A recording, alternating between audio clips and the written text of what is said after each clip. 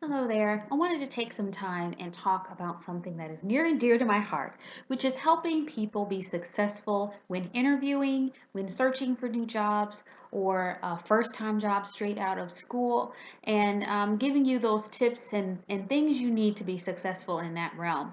One of the things that I found really frustrating when I became in more of a HR hiring role and I had a desire to diversify my staff, I had a really hard time finding qualified individuals who had the skills and personality types I was looking for to do this job successfully.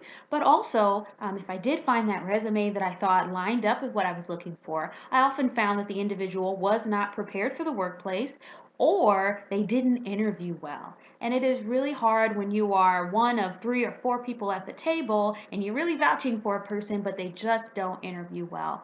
So there's some basic things that I think I took for granted as skills that most people have or coaching that most people have received. So I want to share some of those things with you. So this is a quick video, 5 things you can do to set yourself apart and give yourself a leg up when going into an interview situation, whether it's for an internship, a job, a promotion within your own company.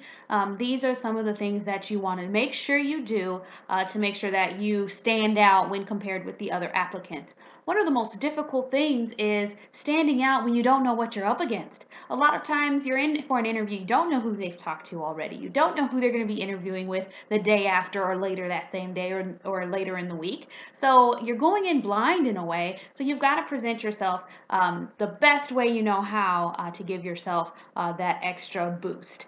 So one of the things you want to make sure you do, number one, before you even start an interview process, or even if you're just getting started with the job search, about to graduate from school in a bachelor's or master's program, definitely write down your goals and your purpose. What do you want to do with your life? Where do you want to be career wise? What field are you interested in? And why? Write that down. You also want to be very honest with yourself about how that job or that position lines up with your purpose. Please don't apply for things that you feel are good jobs but aren't things you're passionate about. That doesn't help you. You're not going to stay at that job very long. You're probably going to be burnt out, unfulfilled, and unhappy. So write those things down. What do you want to achieve in life? What are your goals? What are your career goals? How does that job or position fit into it? And also be really realistic with yourself about monetary goals.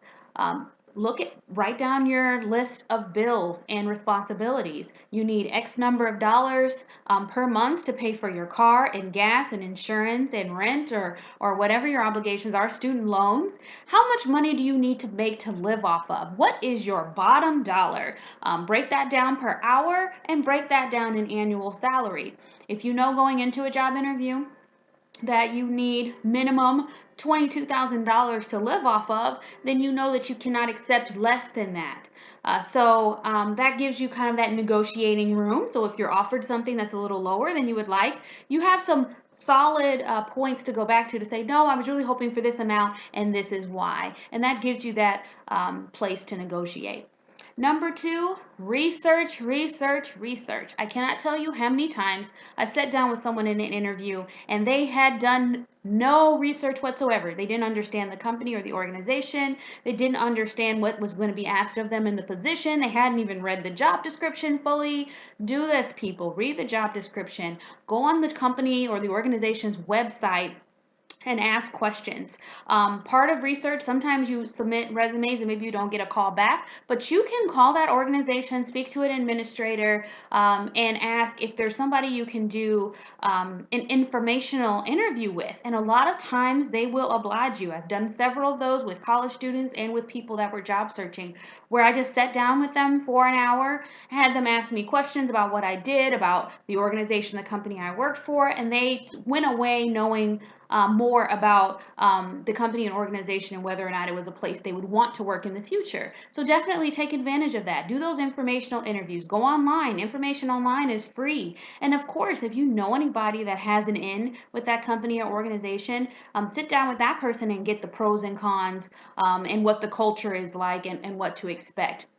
And with that research, write down a few key buzzwords, things that you know are important to that company, language they use, and use that when you're talking about the company in your interview. It'll show that you've done the research, it'll show that you know what you're talking about, and it'll definitely give you more of an advantage. Number three, bring copies of your resume with you when you go into the interview. Of course, you've emailed it in, probably you might have uploaded it into an online system, but it just shows a higher level of preparedness to bring copies with you. And I would even go a step further and don't bring them in on white paper, bring them in on nice paper. If you can't print it at home, go to a Kinko's or a UPS store or somewhere and have them do it for you. Nothing fancy, you don't want flowers in the borders or artwork or anything like that, but nice, solid, tell them you're looking for nice, paper for a resume, and they will direct you to the right type of paper. It just shows that, hey, look, I know you already have a copy, but here's a better copy. And if there's anything that's changed since you put your resume in for that interview, or anything that's been updated, or you thought of something later that you want to add, this gives you an opportunity to add those things in and present the most recent copy of your resume. And you could say that when you present it, like, hey, I brought you, updated versions of my resume for you to review, and bring that in with you. Number four, be early. Don't be on time. This is so important. 10 minutes is great. 15 minutes is even better. It is much better for you to be waiting on them than them to be waiting on you. It gives you a chance to decompress. You're not rushing, trying to be there on time, busting through the door, and then going straight into an interview. You have a chance to sit down, collect your thoughts, look over your resume, make sure that you know what's on it and are familiar with all of the talking points. Maybe even take a few minutes before you go into the room to review the job description. Take that time and think of that as you giving yourself time to prepare. So you're not being early just for the sake of being early. You're giving yourself an advantage and time to prepare. And trust me, doing interviews and doing dozens and dozens of interviews, it is always a plus when the person is early. And even if the person interviews great and has a great resume, I always had a little bit of a kind of a second thought when they were late or had maybe the tendency to be, rushing in right at the moment that they were supposed to be there. It doesn't reflect well on you. And the last thing is thank you notes. I think it's much easier to send an email. It's definitely more time, I guess, saving, but it says a lot for you to send in a personal handwritten note, even just saying thank you so much for interviewing me. I really appreciate the time. Um, you know, um, Something simple. It doesn't have to be wordy or lengthy, but there's a couple of things with that you want to make sure you do. Number one, thank everybody. Send a personal note to everybody that you actually interviewed with. So if you were in with one person, send that one person in a thank you card in the mail. If you set in with 3 or 4 people, make sure you have one for each of those individuals. Number two, go on the website and find their names and make sure you have spelled their names correctly. If possible, obtain business cards in the interview so for later you'll have those names right and can write out those cards appropriately. I hated it when I got a thank you card from someone and they spelled my name wrong, or they thought my name was Stacy and it's Stephanie. Doesn't look good because it shows it a lack of attention to detail, and it makes me wonder, were you really listening, or were you really paying attention? So definitely be detail oriented. Make sure you have those names, first and last names, correctly. And if you can't find it on their website or can't remember who you met with, it is perfectly acceptable to either call the HR manager, the person that set up the interview, or go back to the administrative assistant, the front desk staff, if they greeted you and welcomed you when you got there, to say, hey, I came in for an interview last week. I wanted clarity on who exactly I met with, or get it on your way out. That's even better. You're leaving that interview, stop by the front desk and say, hey, what? I want to make sure I got the spelling of that person's name right. Can you tell me how to spell their name?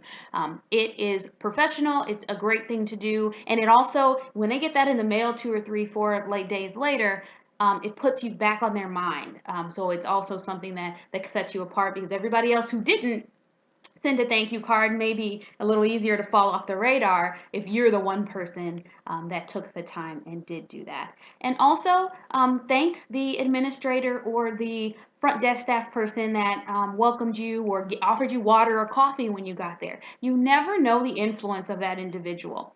I've heard people say that if you want to make nice with someone, become friends and definitely impress their assistant. And you want to do that with those hospitality staff as well. So sending a thank you card, say, oh, it was nice meeting you the other day. Thank you so much. And, send them something nice as well. So I'm going to recap really quickly.